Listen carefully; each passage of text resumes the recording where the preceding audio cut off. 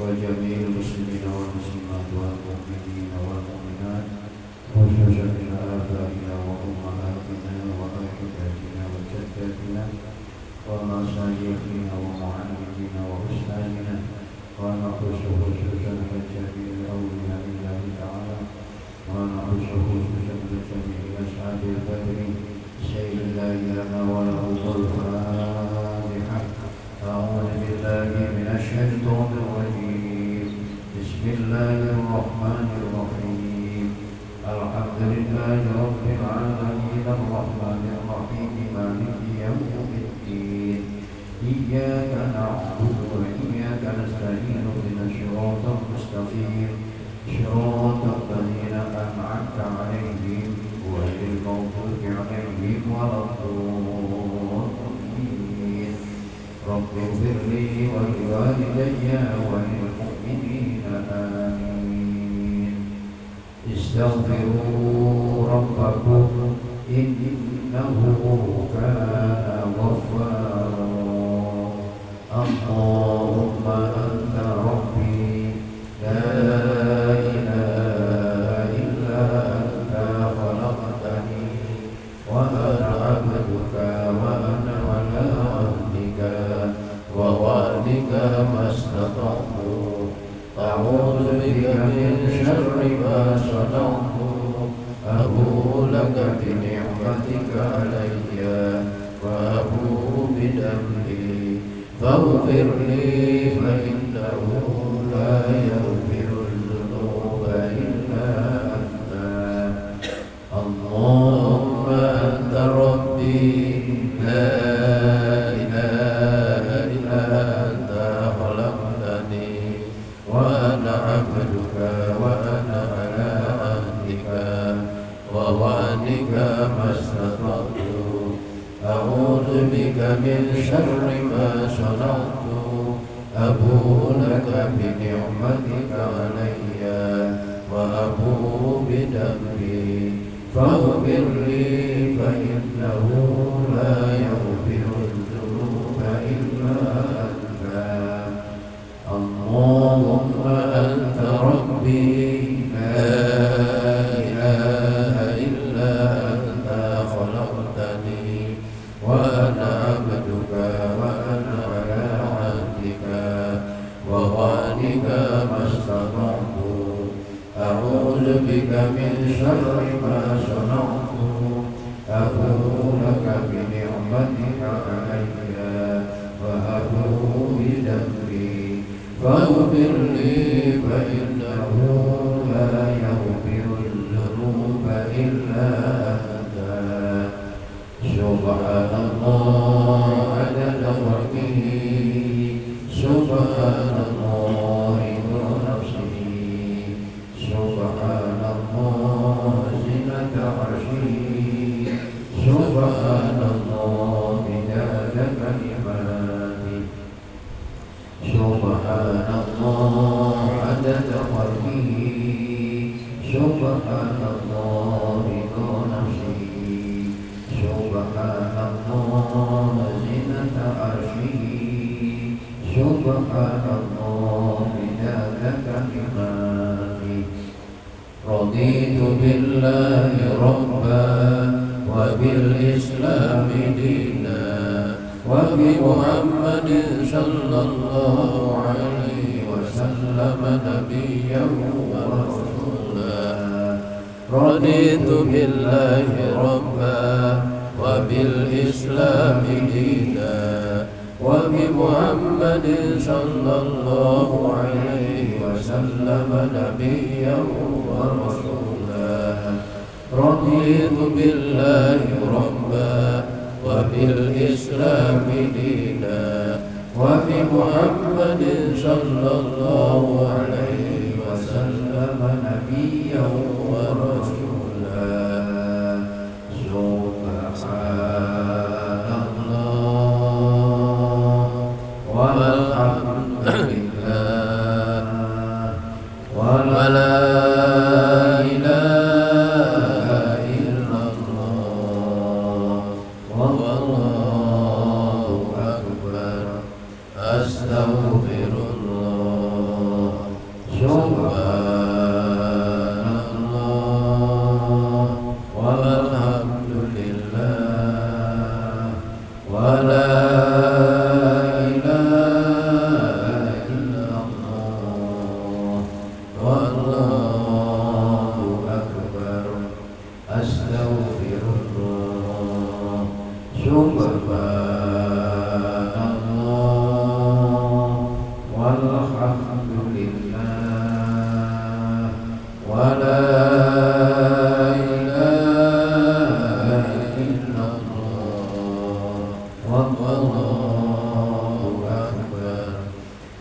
Astaghfirullah.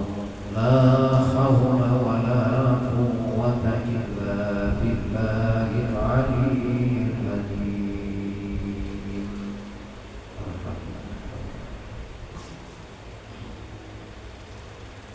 Bismillahirrahmanirrahim. Assalamualaikum warahmatullahi wabarakatuh. Waalaikumsalam warahmatullahi wabarakatuh. Alhamdulillahirabbil alamin. Wassalatu wassalamu ala asrofil mursalin Sayyidina wa maulana Muhammadin wa ala alihi wa ashabihi ajma'in. Rabbi shrah li sadri wa yassir li amri wahlul 'uqdatam min lisani yafqahu qawli. Rabbi a'udzu bika min hamazatis sayyi'in wa a'udzu bika rabbi an yahdurun. Wa qala aidan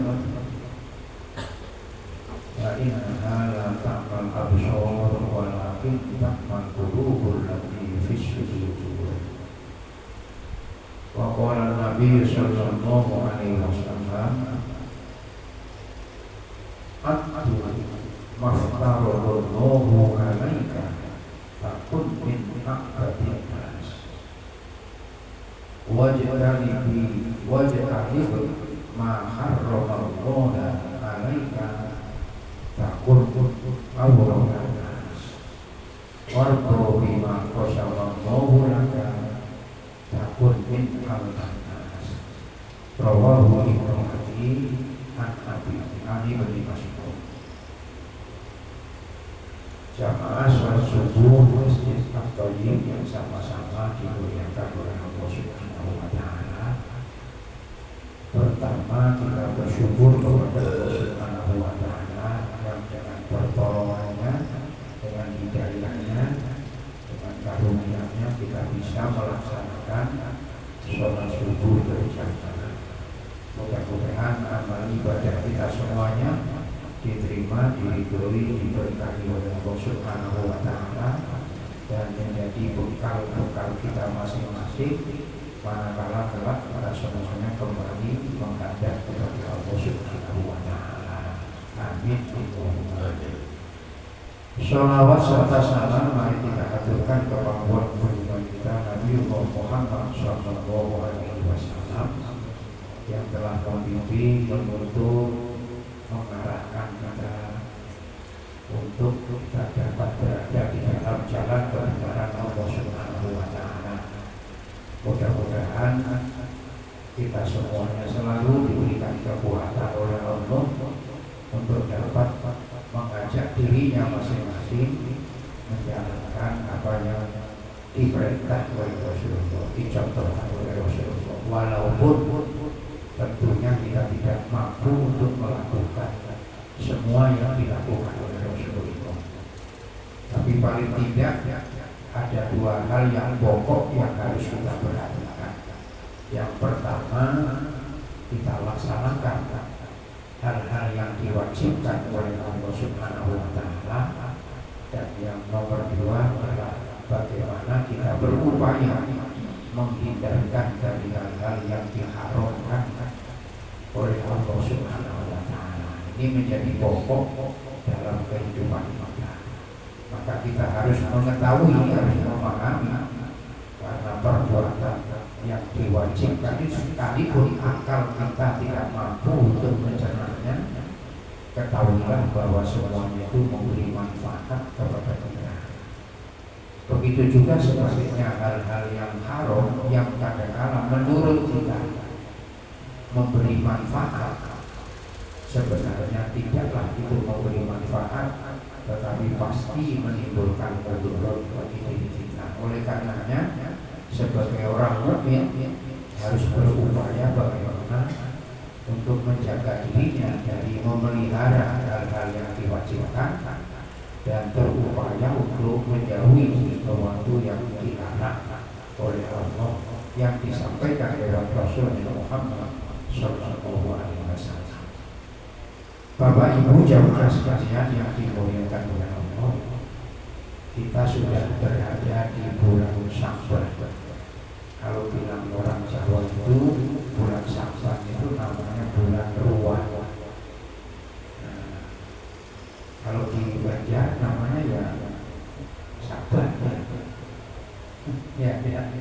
Nah, di bulan ruah ini biasanya memang digunakan untuk dari biasa mengirim doa di bulan ruah bersamaan dengan kaulnya Nabi Hud. Jadi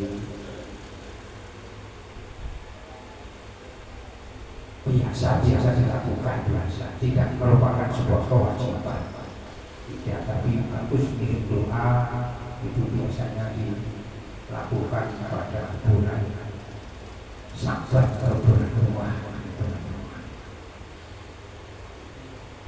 Tapi sampai semuanya sudah setiap waktu sudah mengirim doa arwah.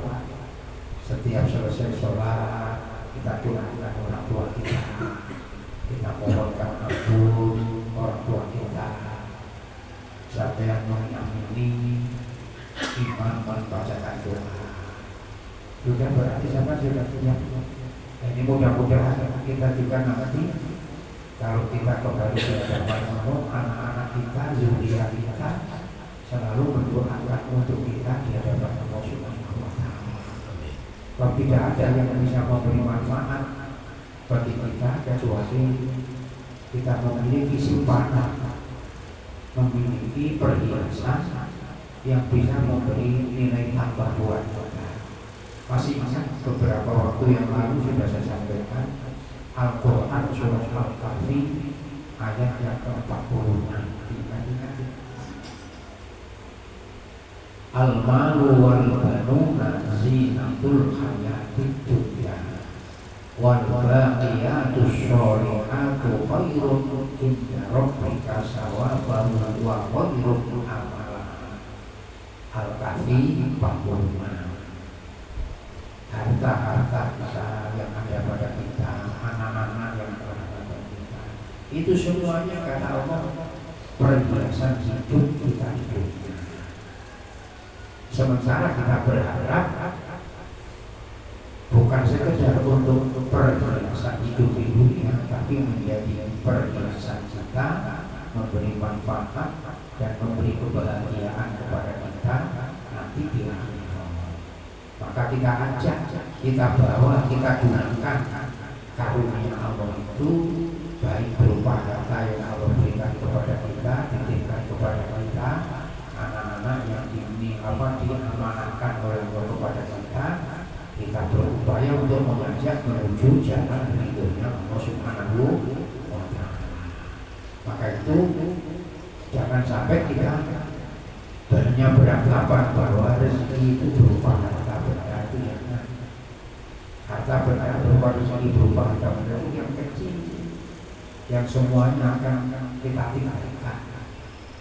Rezeki yang hakikatnya yang sebenar-benarnya adalah kita dapat pertolongan dan mendapat hidayah dari Allah, bisa untuk sujud di hadapan Allah, bisa melaksanakan ibadah, bisa melaksanakan sholat, itu rezeki yang laksanakan.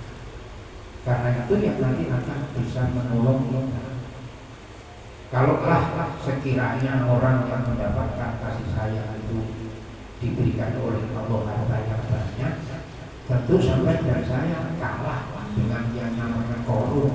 Ya, korun itu hartanya banyak. Sampai dan saya itu ada cerita dulu dari guru-guru kita itu, apa gemboknya itu saja sampai dan saya tidak mampu menggunakannya saking banyaknya. Kalau sekiranya pangkat dan jabatan itu adalah orang yang mendapatkan karena dikasih sayang oleh Allah, sampai dan saya kalah dengan Fir'aun. Fir'aun itu sampai aku sebagai itu. Tapi justru dalam Quran Korun, Fir'aun itu dilaknat oleh Allah dan dinas tempatnya nanti di neraka. Nah, orang yang tidak mengerjakan sholat, orang yang mengabaikan sholat, orang yang mengabaikan puasa Ramadan, orang yang tidak menjaga tauhidnya, maka mereka akan dikumpulkan oleh Allah kata Nabi bersama-sama dengan Qarun, bersama-sama dengan Fir'aun dan lain sebagainya. Nah, oleh karenanya kita mohon kepada Allah Subhanahu wa Ta'ala supaya kita kelak dikumpulkan bersama dengan hamba-hamba Allah yang ikhlas, hamba-hamba Allah yang mendapatkan karunia kenikmatan dari Allah Subhanahu wa Ta'ala. Baik. Bulan Sya'ban ini juga dikenal dengan sebutan bulannya Rasul. Kalau bulan Rajab, bulannya Allah. Istilahnya saja. Kalau bulan Ramadan itu bulannya umat Nabi kita Muhammad Sallallahu Alaihi Wasallam. Oleh karenanya di dalam tuntunan kita agama kita diajarkan salah satu amalan yang bagus untuk dilakukan di bulan Sya'ban kita memperbanyak membaca sholawat. Sebab turunnya ayat innallaha wa malaikatahu yusholluna 'alan nabi ya ayyuhalladzina amanu shollu 'alaihi wa sallimu taslima. Itu adalah pada bulan Sya'ban. Sementara Rasulullah memberitahu orang yang membaca sholawat sekali saja kepada Rasulullah, Allah memberikan kebaikan dan kebaikan itu dilipatkan menjadi 10 kali. Di bulan Sya'ban, di bulan Rajab nilainya berbeda, dilipatkan lagi oleh Allah. Belum lagi di bulan Ramadan, bulan yang dimuliakan oleh Allah Subhanahu wa Ta'ala. Allah yang menciptakan bulan, tapi bulan itu juga Allah yang memberikan penggolongan. Sementara katakanlah kita yang mengaku jadi orang yang beriman kepada Allah tidak mampu untuk memuliakan bulan yang dimuliakan oleh Allah. Di bulan yang dimuliakan oleh Allah, di bulan Ramadan itu diwajibkan kita mengerjakan ibadah saum, salah satu yang ada di bulan Ramadan. Saum di bulan Ramadan. Selain di bulan Ramadan tidak ada puasa-puasa yang wajib, hanya puasa-puasa tambahan, puasa-puasa sunnah. Tapi bulan Ramadan ada namanya puasa wajib. Selain yang menjadi pokok dalam diri kita, yakni ibadah sholat yang 5 waktu. Tapi banyak yang mohon maaf, yang kadang-kadang justru menantang terhadap Allah, tidak berpuasa, justru malah merokok di pinggir jalan. Tapi ngaku sebagai orang yang beriman kepada Allah. Nah, ini perlu untuk kita telaah pada diri kita masing-masing. Maka kita mohon kepada Allah dengan pertolongannya supaya kita betul-betul kelak mendapatkan keridhaan Allah Subhanahu wa Ta'ala. Baik, satu hadis yang diriwayatkan oleh Imam Ibnu Abi yang bersumber dari Ibnu Mas'ud bahwa Rasulullah Shallallahu Alaihi Wasallam mengingatkan kepada kita, ada maftarodollahu alaika takun min akbadin nas. Kata Nabi, dalam hidup ini hendaknya senantiasa memperhatikan, melaksanakan terhadap hal-hal yang diwajibkan, yang difardukan oleh Allah.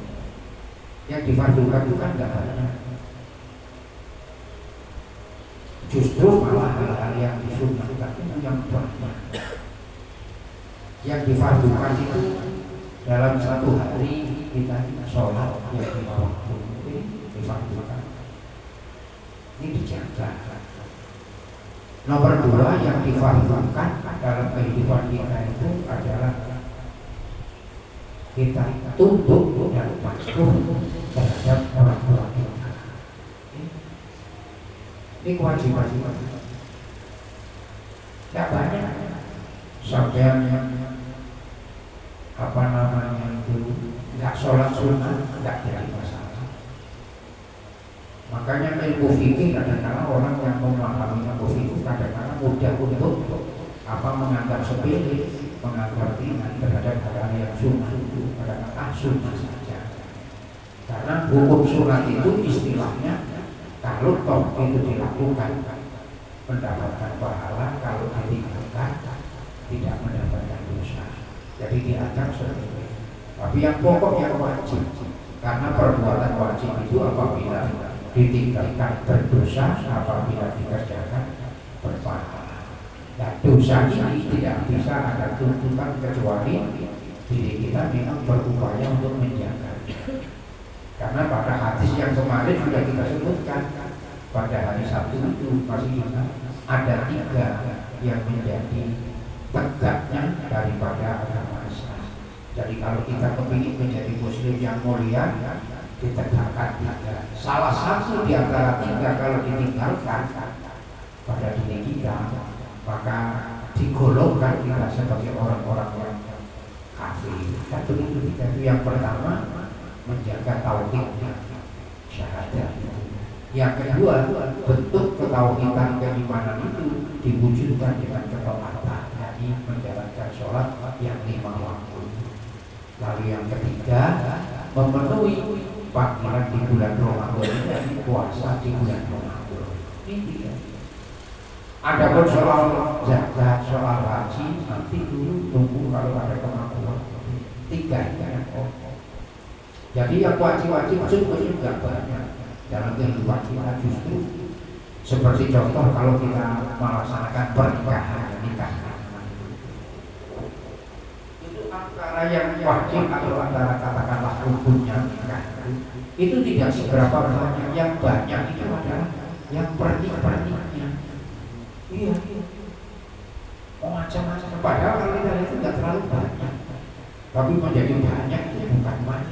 Karena kita ini seandainya kita melakukan cukup dengan apa yang ada di dalam rukunnya sudah cukup. Tapi karena dicontohkan oleh Rasulullah dan Rasulullah adalah uswah kita, maka kita berupaya melakukan seperti sholat sunnah, puasa, hari-hari yang dibolehkan kita untuk menjalankan puasa seperti hari Senin, hari Kamis.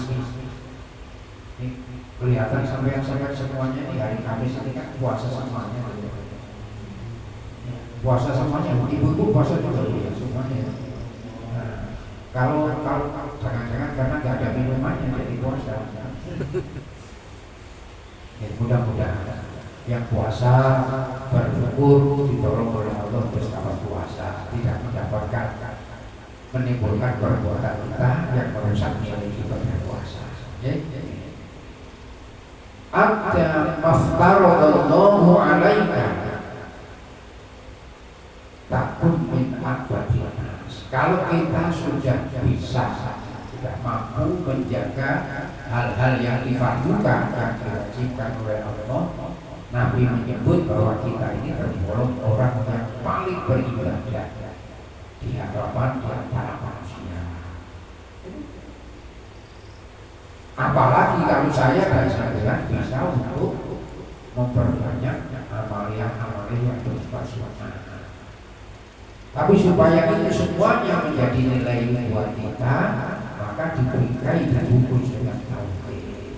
Itu masalah. Ya tauhid inilah yang menjadikan, mengakibatkan amal ibadah kita itu mendapatkan nilai di sisi Allah Subhanahu wa Ta'ala. Maka tauhidnya dikuatkan. Tidak ada satupun amal ibadah yang akan menjadi bernilai di sisi Allah buat kita apabila di dalam amal ibadah yang kita lakukan itu ada unsur lillah selain Allah. Dan ini terus dijaga dalam diri kita, sehingga kita merasa beribadah itu merasa nikmat karena kita mendapatkan karunia dari Allah. Sampai diberi uang 10 juta sampai enggak sholat, zohirnya kuat sampai beruntung mendapat 10 juta, tapi hakikatnya sampai bakal berugi untuk selamanya nanti di akhir. Karena uang 10 juta tidak memberi manfaat pada diri kita di akhirat. Kalau tidak kita ajak uang yang 10 juta tadi untuk beribadah kepada Allah. Sementara kita ajak beribadah kepada Allah, sholat kita tinggalkan. Maka kata Nabi, dan sa'iru amal, ditolak oleh Allah seluruh amalnya gara-gara kita tidak memperhatikan yang fardu dan sholat yang lima waktu. Itu hadis Nabi. Maka kita hidup menjaga sholat itu agar mendapatkan nilai dalam kehidupan kita nanti di sisi Allah. Karena kehidupan kita nanti kehidupan yang abadi yang ditentukan oleh hasil perbuatan kita selama dalam kehidupan yang sementara di dunia ini. Tinggal kita.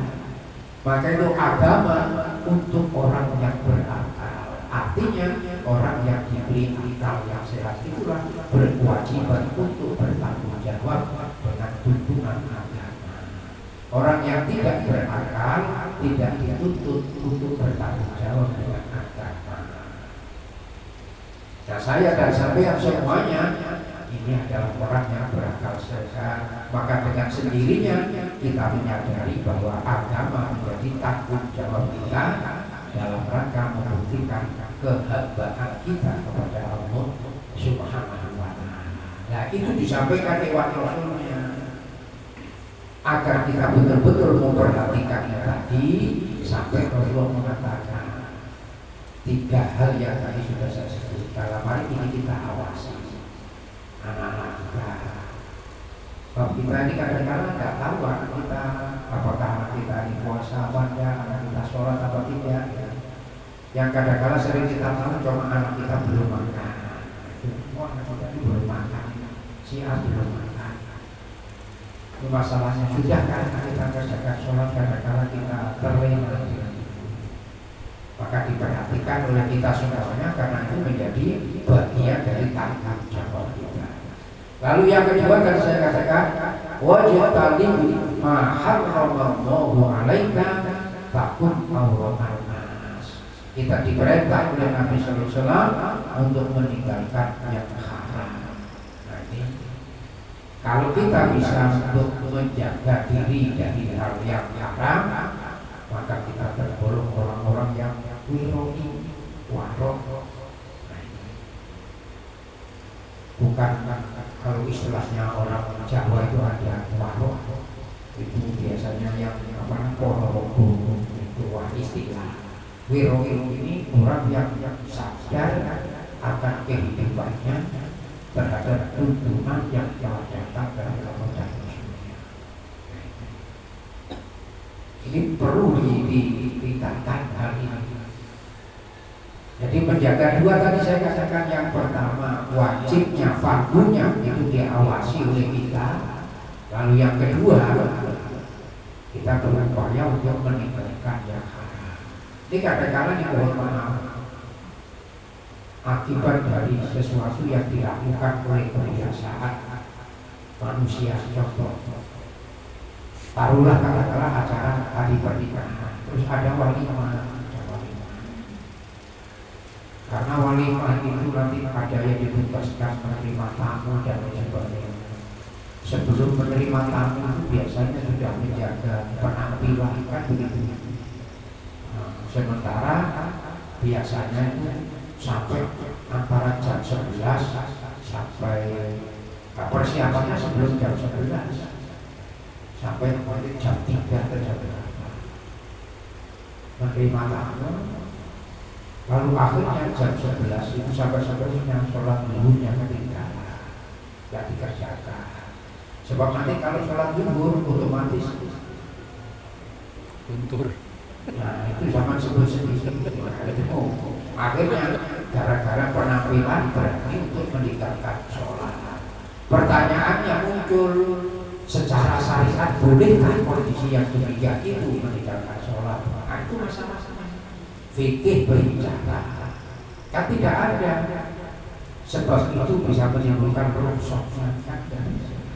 Karena barang yang sunat tidak bakal bisa untuk menghilangkan yang wajib, meniadakan yang wajib. Jadi dijaga.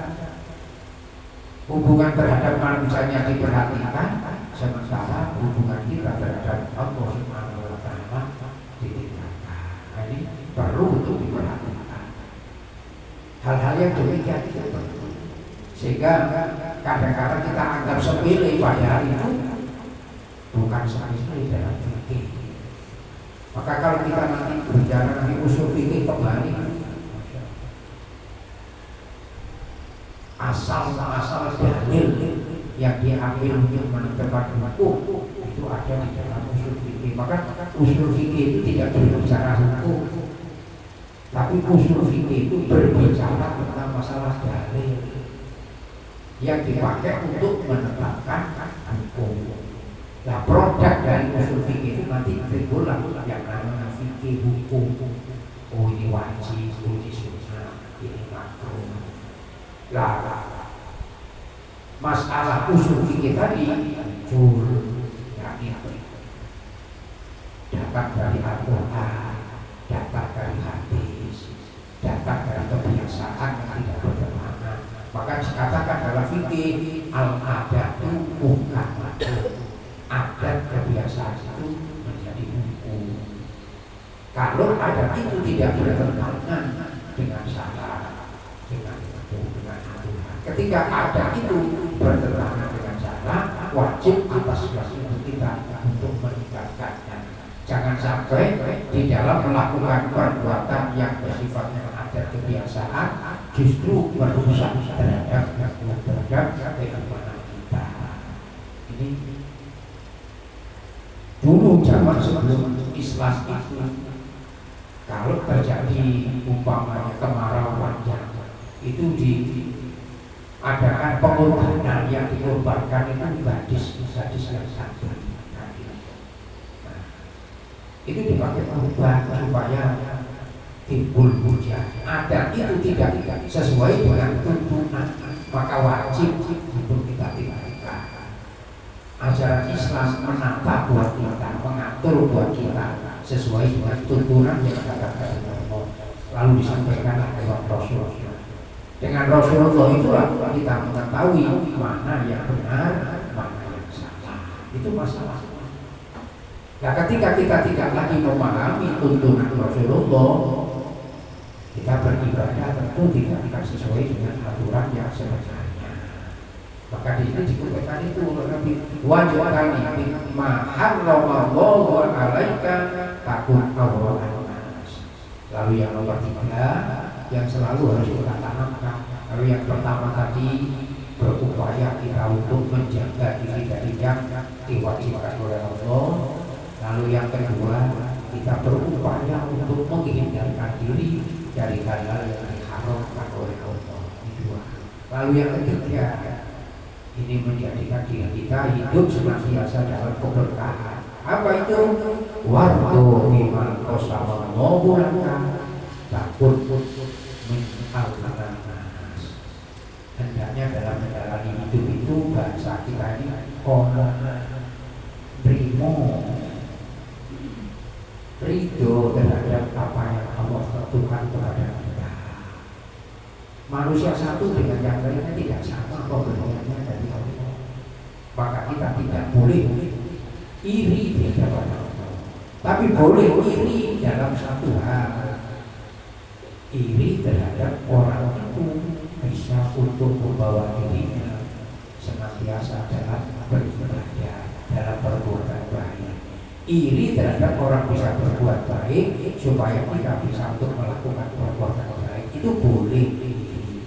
Iri terhadap orang yang diberikan oleh Allah hartanya, hartanya digunakan untuk amal ibadah, kita iri.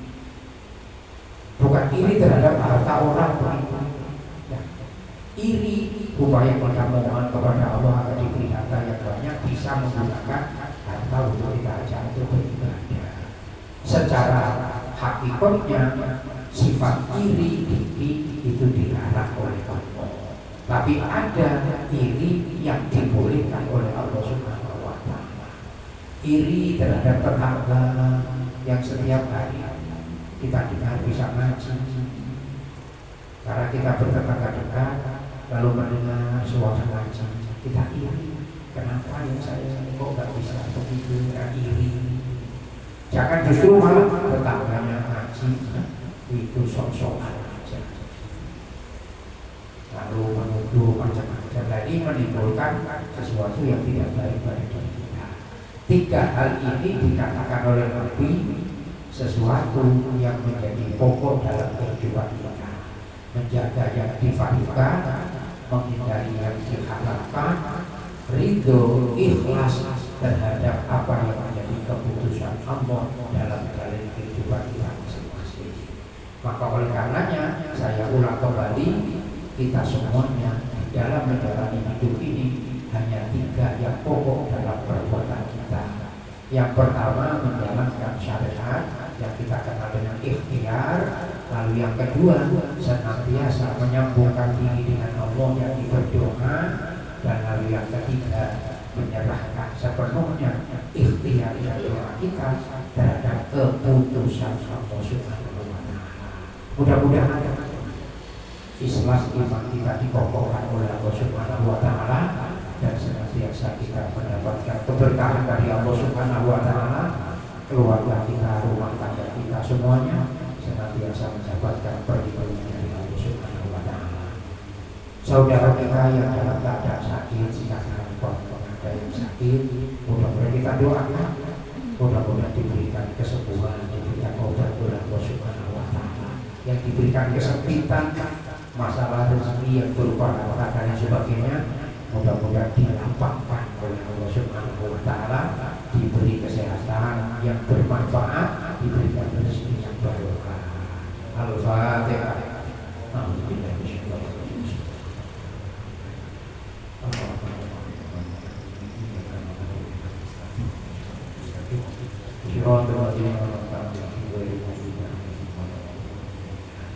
Amin ya rabbal alamin.